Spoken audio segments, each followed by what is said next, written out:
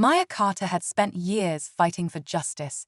She had stood in courtrooms, faced powerful opponents, and worked tirelessly to hold criminals accountable. But on this particular morning, none of that mattered. To two police officers, she wasn't a respected chief prosecutor. She was just another black woman in the wrong place at the wrong time. It started like any other morning.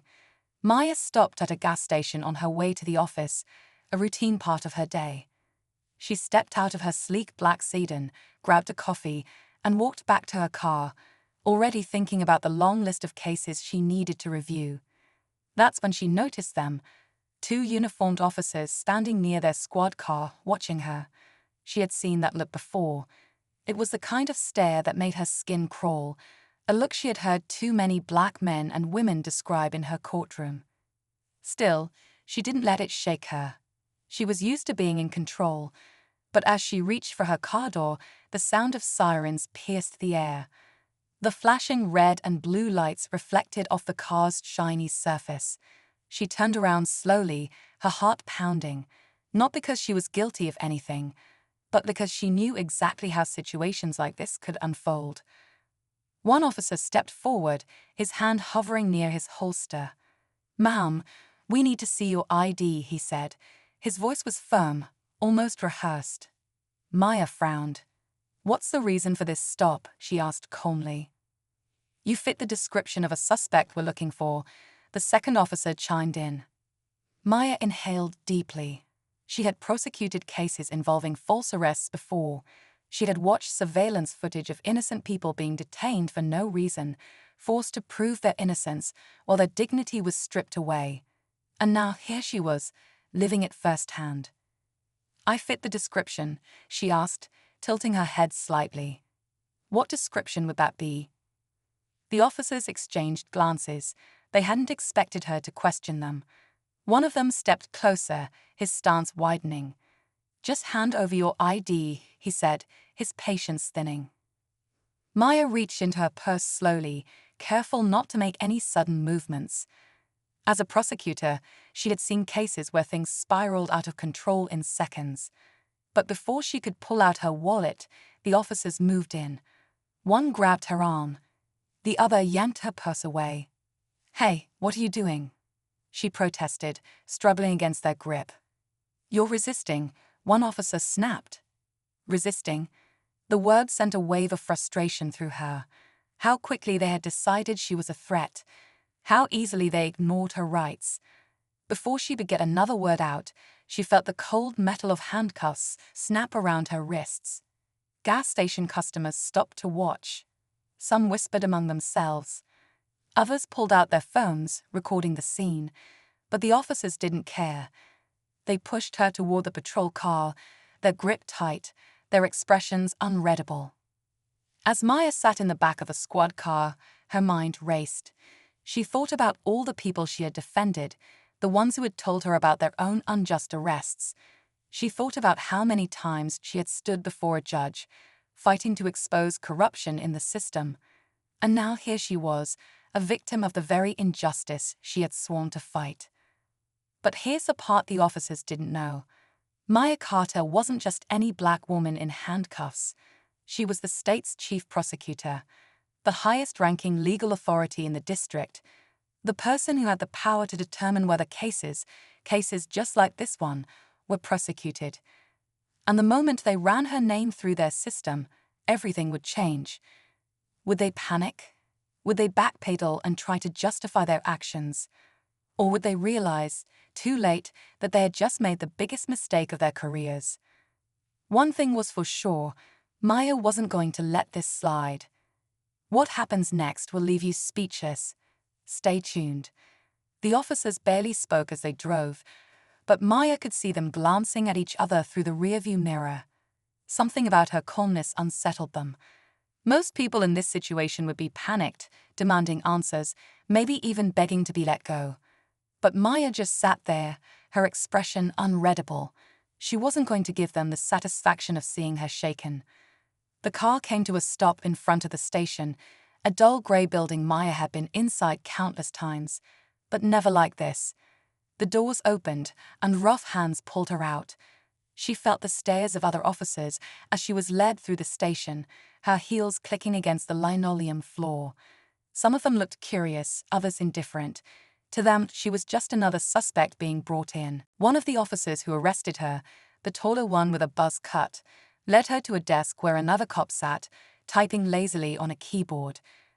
"We got a possible suspect for the South Side robbery," the officer said, his tone casual, as if what they were doing was just routine.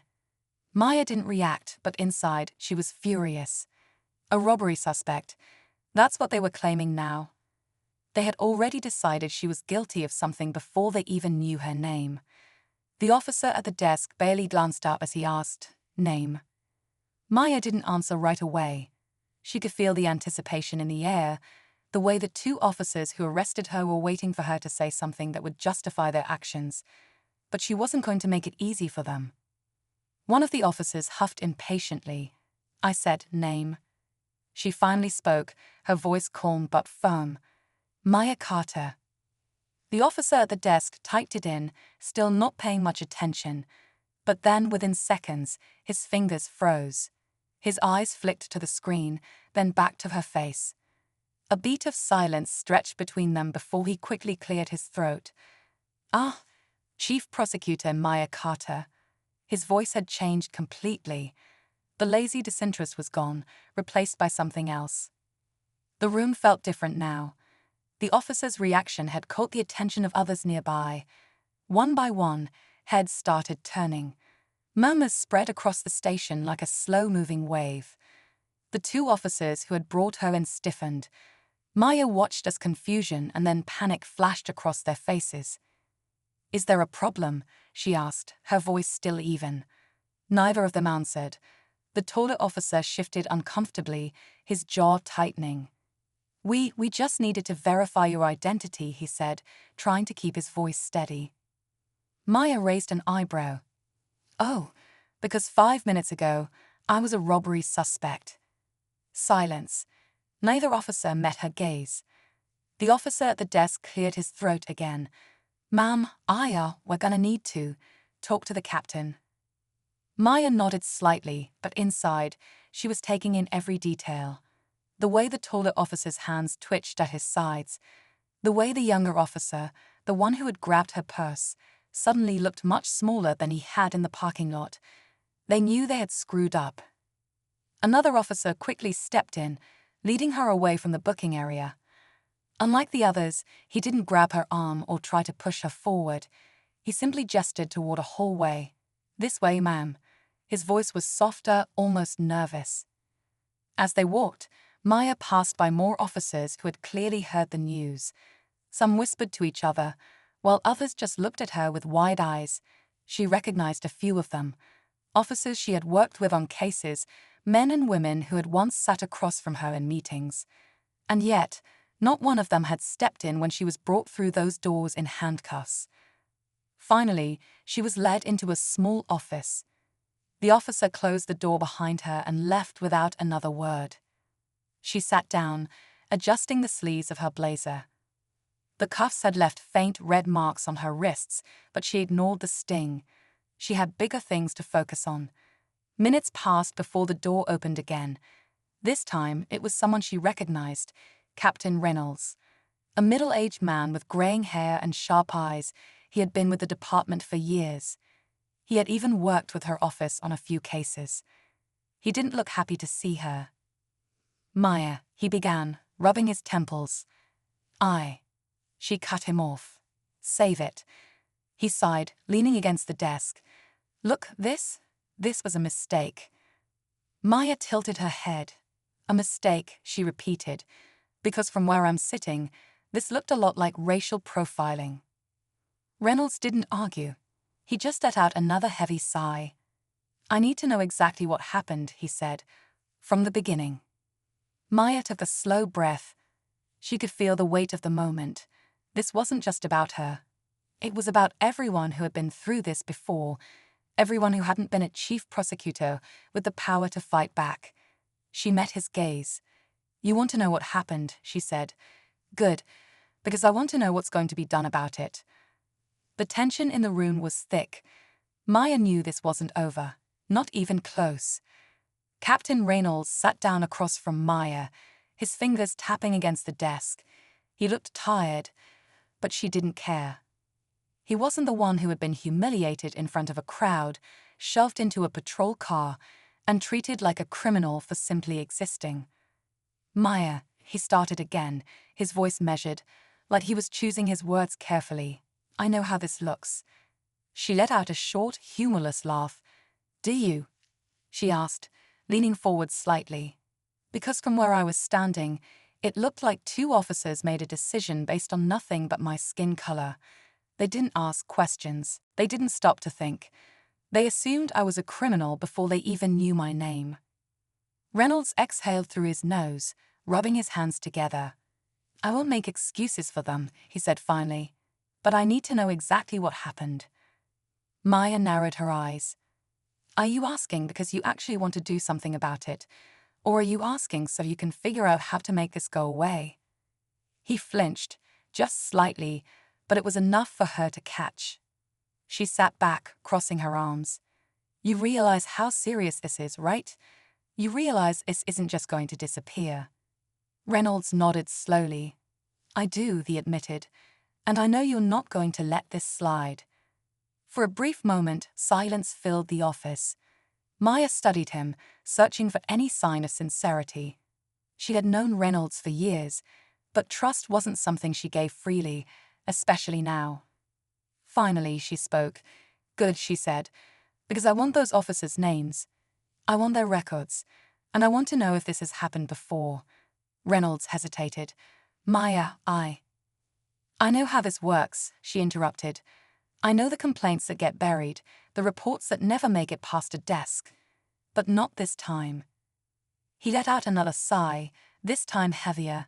You're really going to push this, aren't you? She held his gaze. Wouldn't you? Reynolds didn't answer right away. Instead, he stood up and walked over to a filing cabinet, pulling out a thin folder. He placed it on the desk in front of her, his expression unreadable. Officer Tyler Grayson and Officer Ethan Mills, he said. They've been with the department for 5 years. Maya opened the file, scanning the pages, her stomach twisted. There it was, multiple complaints, all eerily similar. Unlawful stops, excessive force, racial profiling, and not a single consequence. She looked back up at Reynolds. And yet, they're still on the street. He didn't say anything. He didn't have to. Maya clenched her jaw. I need copies of these files. Reynolds hesitated, then nodded. I'll get them to you. She wasn't sure if he was doing it because he knew it was the right thing to do or because he knew she wouldn't back down. Either way, she'd take it. As she stood to leave, Reynolds spoke again. Maya, what are you planning to do? She turned back, her eyes steady. The right thing, she said simply. Outside the office, the station felt different now.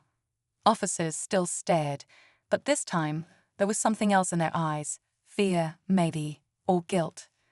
She walked past the 2 officers who had arrested her, Grayson and Mills. They were standing near the booking desk, their expressions tight. They had figured it out. They knew exactly who she was now. And they knew what was coming. Maya stopped in front of them, letting the silence stretch. Hope it was worth it, she finally said, her voice calm but sharp. Neither of them responded. She didn't wait for them to. She had more important things to do. As she stepped outside, the sun had started to set, casting long shadows across the pavement. She pulled out her phone and dialed a number. James, she said when the call connected. I need you to start gathering everything you can on Officers Grayson and Mills. Complaints, case files, witness statements, everything. Her lead investigator didn't ask questions. He just said, on it. Maya ended the call and exhaled slowly. This wasn't over, not even close. Maya didn't sleep that night. She sat at her desk, her office dimly lit by the glow of her computer screen. The files on Officers Grayson and Mills was spread out before her, a collection of names, dates, and disturbing patterns. Complaint after complaint, all dismissed with vague explanations, insufficient evidence, lack of corroboration, internal review cleared officer of wrongdoing. The words blurred together, each one a reminder of how easily the system protected its own. She clenched her jaw, forcing herself to focus. This was bigger than her own experience.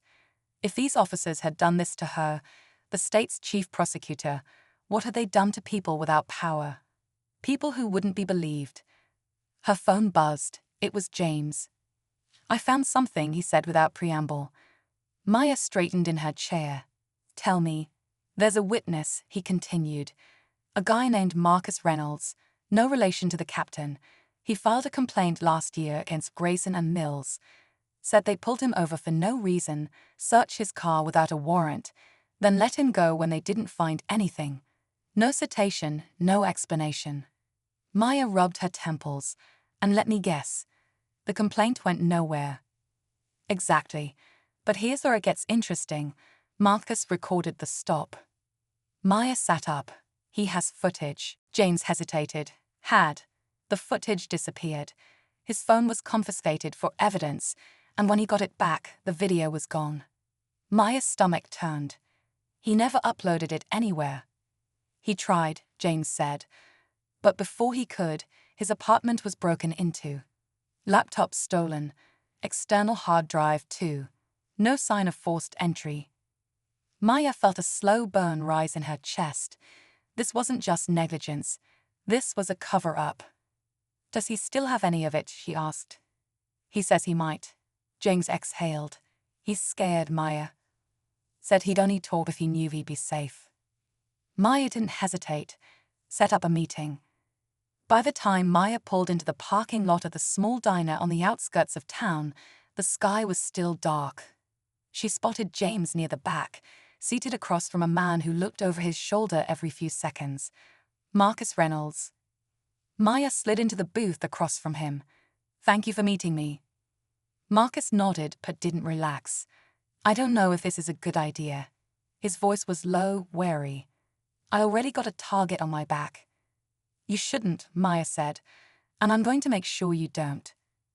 Marcus hesitated, then pulled out a flash drive from his pocket, setting it on the table. "This is all I have left," he said. "I backed up some clips before they wiped my stuff. It's not everything, but it's enough." Maya took the drive, her fingers curling around it. "You did the right thing." Marcus let out a short, bitter laugh. "We'll see." He looked at her, his expression unreadable. "You really think you can take them down?" Maya met his gaze. "I don't think," she said. "I know." As she left the diner, she could feel the weight of the flash drive in her pocket. This was it. Proof. A crack in the wall they had built around themselves. But she also knew one thing for certain. They wouldn't go down without a fight. Maya gripped the flash drive tightly as she drove back toward her office, her mind racing through the possibilities. This was the break she needed, but it also meant she was now holding evidence that certain people had worked very hard to erase. That thought sat heavy in her chest. Her phone buzzed. It was James again. "We have a problem," he said the moment she answered. His voice was tense. Maya slowed at a red light. "What happened?" "There was a break-in at your office." She felt her stomach drop. "What?" "Someone trashed the place. Files scattered, drawers emptied. Looks like they were looking for something." Maya tightened her grip on the steering wheel. "Did they take anything?" "We're still checking, but it doesn't look random. They went straight for your desk, your computer, your case files." She exhaled slowly, forcing herself to think. This wasn't a coincidence. It couldn't be. The moment she got her hands on real evidence, someone had tried to get ahead of her. "Security footage?" she asked. James hesitated. Cameras were wiped. Maya felt a chill run down her spine. Of course they were. She pulled into the parking lot of her office and barely put the car in park before stepping out. The sight that greeted her confirmed everything James had said. Papers littered the floor, her chair overturned, her filing cabinets pulled open. It was deliberate. James stood by her desk. arms crossed. "This isn't just about the cops anymore," he said. "Whoever's behind, this has power." Maya ran a hand through her hair. "And they're scared." She reached into her pocket, feeling the flash drive still there. They didn't get it. That was something. But then another thought hit her, one that made her blood run cold. If they knew to come after her office, did they also know about Marcus? She turned to James, her voice urgent. "Get Marcus on the phone, now." James dialed immediately, putting the call on speaker. It rang, and rang, and rang. No answer. Maya's heart pounded. Try again. She reached into her pocket, feeling the flash drive still there. They didn't get it. That was something. But then another thought hit her, one that made her blood run cold. If they knew to come after her office, did they also know about Marcus? She turned to James, her voice urgent. "Get Marcus on the phone, now." James dialed immediately, putting the call on speaker. It rang, and rang, and rang. No answer. Maya's heart pounded. Try again. James redialed, but the result was the same. Maya grabbed her keys. "We need to get to him, now." 15 minutes later, they pulled up outside Marcus's apartment complex. The lights in his unit were off. The place was eerily quiet. Maya didn't like it. They rushed up the stairs, knocking firmly on his door. No response. Maya exchanged a glance with James, then tried the doorknob. It was unlocked. The second she pushed it open, she knew something was wrong. The living room was a mess. Furniture overturned, drawers pulled open, just like her office. Someone had been here. "Marcus," she called, stepping inside cautiously. Silence. James moved toward the hallway, checking each room. Then from the back, his voice came low and sharp. "Maya." She hurried over. James stood just outside the bedroom door, his jaw tight. She stepped inside and stopped cold. The room had been ransacked like the rest of the apartment, but what caught her attention was the message scrawled in red across the bedroom mirror. ********************************************************************************************************************************************************************************************************************************************************************** Maya felt a slow, steady anger build inside her. This wasn't just about covering up a bad arrest anymore. This was bigger. And whoever was behind it had just made a mistake. They thought they could scare her into backing down. They had no idea who they were dealing with. Maya stood in the wrecked apartment, her fists clenched. The message on the mirror was clear: back off. But instead of fear, she felt a surge of determination. Someone had gone to extreme lengths to silence Marcus, to bury the truth. That meant the truth was powerful enough to bring them down. James pulled out his phone. "We need to call it in." Maya shook her head. "Not yet. We don't know who we can trust." They had evidence, but if they handed it over to the wrong person, it would disappear just like Marcus's footage had. They needed to be smart. Then from the hallway, there was a sound, a faint creak of a floorboard. Maya's eyes snapped toward the noise. She motioned to James, and they moved carefully toward the door. The moment Maya stepped into the hall, a figure bolted. "Hey!" James shouted, taking off after them. Maya followed, her heart pounding. They chased the figure down the stairs and into the alley behind the building. The person, hooded and fast, nearly made it to the street when James lunged, tackling them to the ground. Maya rushed forward as James pulled back the hood. It was Marcus. His face was bruised, his lips split. His eyes darted between them, wild with fear. "I had to run," he panted. "They were here. Right before you got here. They said." He stopped, looking over his shoulder as if they could still be watching. Maya knelt beside him. "What did they say, Marcus?" He swallowed hard. That it wasn't just them. He looked at her, his voice barely a whisper. "It goes higher. We're higher." Maya felt a chill run down her spine. This wasn't just about two corrupt cops. It wasn't just about a cover-up. The people behind this had influence, power, and now they knew she was coming for them. She reached into her pocket and pulled out the flash drive. They wanted this gone. Marcus let out a bitter laugh. Yeah, and now they know you have it. Maya exchanged a glance with James. They couldn't go through official channels. Not yet, they needed to go bigger. And then it hit her. The media. She stood abruptly. We're taking this public. James frowned. Are you sure? If we give this to one person, it disappears. If we make it public, they can't erase it. She turned to Marcus. Will you go on record? Marcus hesitated, then exhaled. If it means they finally pay for what they've done, yeah. Maya didn't waste another second. She pulled out her phone, opened her email, and attached the files. Then, with one deep breath, she hit send. Within minutes, the footage was everywhere. News outlets picked it up. Social media exploded. The city couldn't ignore it anymore. And then, just when Maya thought she had won, her phone rang. An unknown number. She answered cautiously. Hello. A low, measured voice responded. You think this is over? Maya's grip tightened on the phone. The voice chuckled. You just started a war. The line went dead. Maya lowered the phone slowly, her pulse still racing. The threat was clear, but it was too late for them to silence her now. The truth was already out. There was no taking it back. She looked over at James and Marcus, their faces tense as they watched her.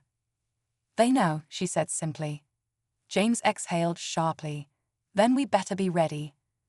The next few hours were a whirlwind. News stations called non-stop, desperate for statements. Social media was on fire, demanding answers from city officials. Protests were already forming outside the police department. The weight of it all was crushing down, faster than anyone had expected. By morning, the mayor held a press conference. She stood at the podium, her expression carefully composed, but there was no hiding the pressure she was under. In light of the disturbing evidence brought to light, she said, her voice steady, there will be a full investigation into the officers involved, as well as any higher-ups who may have participated in the cover-up. Maya watched from her office, arms crossed. It was a step forward, but she knew how these things worked. Public outrage could only carry a case so far. Real justice required follow-through. Marcus sat across from her, exhaustion clear on his face. Do you think they'll actually do anything? She sighed. They don't have a choice now. James turned from the window, where he'd been watching the crowd gather outside, but that doesn't mean they won't try to make it go away quietly. Maya nodded. That was always the risk. A few resignations, a carefully worded statement, and then everything would be swept under the rug. That's why they couldn't stop here. Over the next few days, things escalated. The officers who had arrested Maya were placed on administrative leave, pending investigation. More witnesses started coming forward, revealing a pattern of misconduct that stretched far beyond a single case. Some of them were terrified, afraid of retaliation. Others were angry, ready to finally speak. One by one, the pieces started falling into place. Then, the real breakthrough came. A reporter from a major network reached out. They had sources inside the department, officers who were willing to talk under anonymity. The corruption wasn't just about those two cops, it ran deep. There were people in high positions, people who had looked the other way for years. Maya sat in silence as she read through the latest findings. It was bigger than she had ever imagined. But now, with a national spotlight on the case, those at the top were scrambling. And then, just like that, the first resignation happened. A high-ranking official from the department stepped down, claiming personal reasons. Then another, and another. The more pressure they faced, the more they cracked. Maya wasn't naive enough to think this meant everything was fixed. Corruption didn't disappear overnight. But this was real change. For the first time in a long time, people weren't afraid to speak up. One afternoon, as she was packing up files in her office, her phone rang again. This time, the number wasn't blocked. She answered cautiously. Maya Sinclair. A familiar voice responded. You did it. She smiled slightly. Marcus, You all right? He let out a tired laugh, still looking over my shoulder, but yeah, better than before. You make us happen too, she said. Don't forget that. There was a pause. Then his voice was quieter. Thank you. She glanced out the window, watching as the sun started to set over the city. There was still so much work to do, so many battles left to fight. But for now, this one was won.